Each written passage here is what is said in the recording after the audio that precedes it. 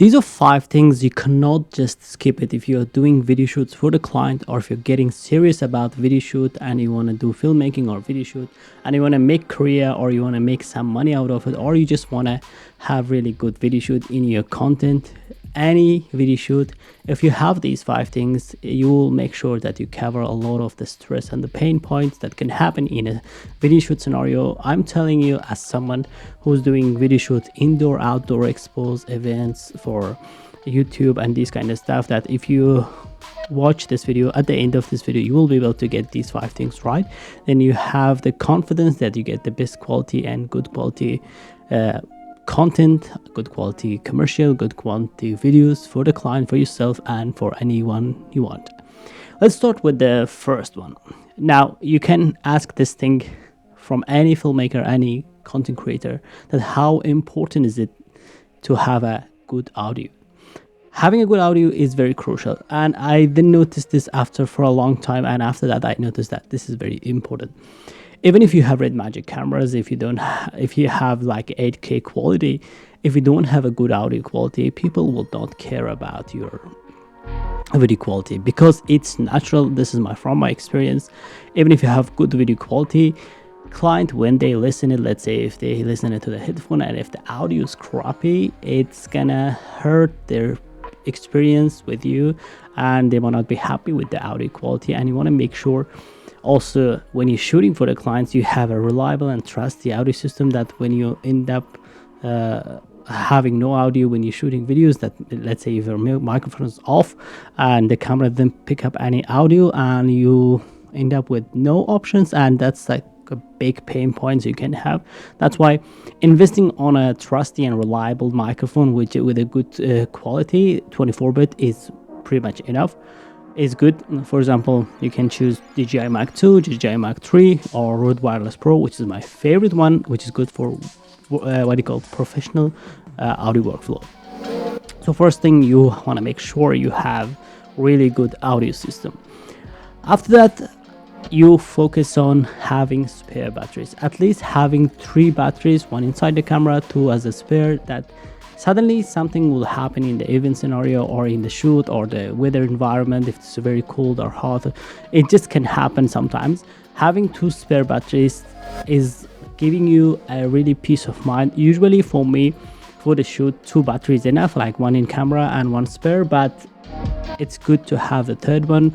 Now, people might have different ideas about this thing, because some people prefer to have at least 5 batteries. It's good, but usually like when you get in batteries, they are a bit expensive, because you don't want to get the batteries. You want to make sure, especially if you're using Sony cameras, you don't want to get batteries from other companies, because battery is something, especially with the Sony cameras, if you don't get the Sony camera batteries, they will give you some errors and not stable performance. It's just not good. Just get a battery like a genuine for your camera. That's a good investment.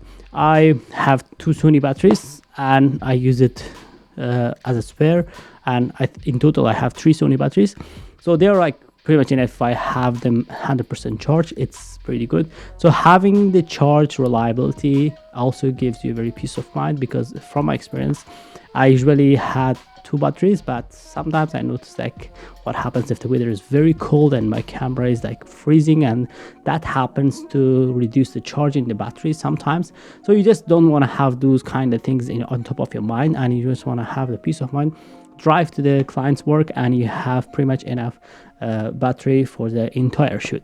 So after the audio quality, battery, you want to make sure, the 3rd thing, you have really good storage, enough storage. At least if your camera have like 2 slots at the same time, it takes 2 slots at the same time, then it's good to have like 512 or 128 at least.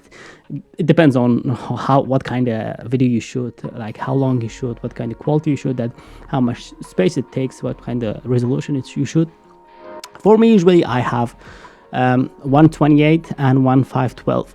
I usually use the 128, and it's not bad. I mean, I don't shoot too much high quality that takes space on my memory card, but one thing you want to make sure here, you want to make sure you get a good quality storage. I mean, SD card, because if you get the crappy one from a knockoff company and these kind of stuff, and after shoot, if if there's something happens and if the SD card that gets damaged or faulty, or then it's gonna give you a very like nightmare, because now you don't have the footage which all the things are stores there, and that's very important. People don't think about these things when they get the camera, but these are very important, especially if you're starting to do works for the clients. So make sure get SD cards enough, like at least 228 gigabyte for the starters and stuff, but don't go with one SD card, because it just gives you nightmare. And you might have seen a lot of me videos on YouTube or social media also. People go to the shoot and they see like the camera is empty and they don't have any SD cards. So for me, usually I have a pouch which has the SD card pouch, like has a couple of SD cards. And I usually, when I buy gears or stuff, they give like a free SD card, like 64 gigabyte. Having a spare SD card, even 64 gigabyte, gives you a peace of mind, and having them always is a good thing. You can even like use as a storage. So get a good brand like SanDisk or Lexar or ProGrade, or even like Sony TAF system if you can afford it, because they're quite expensive. But I think one of my SD cards are ProGrade, and one other is the SanDisk, and I also use Lexar. So those three so far didn't give me any problem, but it depends on your personal use. So make sure you have enough storage that you have peace of mind. Sometimes client ask you, oh, can you do this, can you do that? Sometimes end up a bit longer because unexpected things happen in the client work. It's not like your studio.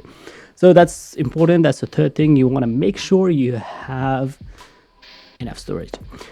The fourth and fifth one, it's a bit controversial between the creators and stuff. For me, the fourth one is the camera cooler, especially if you use Sony camera or a camera that heats up after shooting like 1 hour or 30 minutes or 2 hour or 3 hour.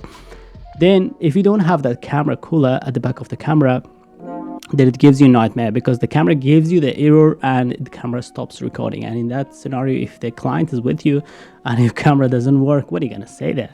It's just nightmare. And it happened to me recently because I was shooting outside in an event environment and the sunlight was pretty harsh, and even I didn't record that much, my camera was getting hot. And then I had a very cheap a camera cooler from Newer, I think.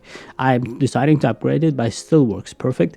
I just put it at the back of the camera and charged it and then turned it on. It has 2 powers, and then it did make the difference, and it just kept the camera cool, and I kept recording, and the camera error gone, because I use Sony camera, Sony 7R5. It's a photography camera. I mean, it's a hybrid camera, but usually it gets hot. Usually Sony cameras like that. I mean, pretty much all the cameras, if you shoot for like 2-3 hours, but it depends on the camera model you own. So that's why invest on a good camera cooler. It's not that expensive. It's under $100 you can get from different companies and stuff. So it's good even if you shoot in the studio like this and you want to shoot like a 1 hour, 2 hour, and you own a camera like this, or your room temperature is high. It's good to have that camera cooler, and gives you peace of mind that your camera doesn't heat up. So that's the fourth thing. The fifth one is separated in 2 sections. If you're shooting indoor mostly or outdoor mostly. If you're shooting outdoor mostly, you want to make sure you get a gimbal, because usually the handheld shots becomes glitchy and it just doesn't become stabilized footage, and you're just not happy with the how stable video looks, even if your camera has the stabilization. But investing on a very cheap gimbal will make a big difference, because if you know how to use the gimbal, if you start or learning how to use the gimbal, even the cheapest gimbals will give you a much big difference in terms of stabilization for your videos. Because usually when you're in event environment or somewhere like you want to get pan shot or zoom in, zoom out, having a gimbal also makes you look professional. Yeah. So because sometimes also I hook my lights and stuff on the gimbal and just holding it like that, and it gives me stable video, because sometimes in event environments, usually I have a situation like someone want to interview, someone want to speak on the camera, and I just don't want to hold the camera like this, or just I don't want to bring the tripod and set it up, and it takes longer time. That's why I want to have the gimbal handy, and I just hold it by my hand and they speak and the video is taken. So if you're shooting outdoor, make sure you invest on a good gimbal. You can get a cheap one, budget ones on the internet. Let me know in the comment section if you guys want to know from these 5 steps, which kind of products I recommend for you to get it if you're a beginner or professional or in different stage. So now in the fifth section, we speak about the outdoor. If you're someone shooting more in outdoor.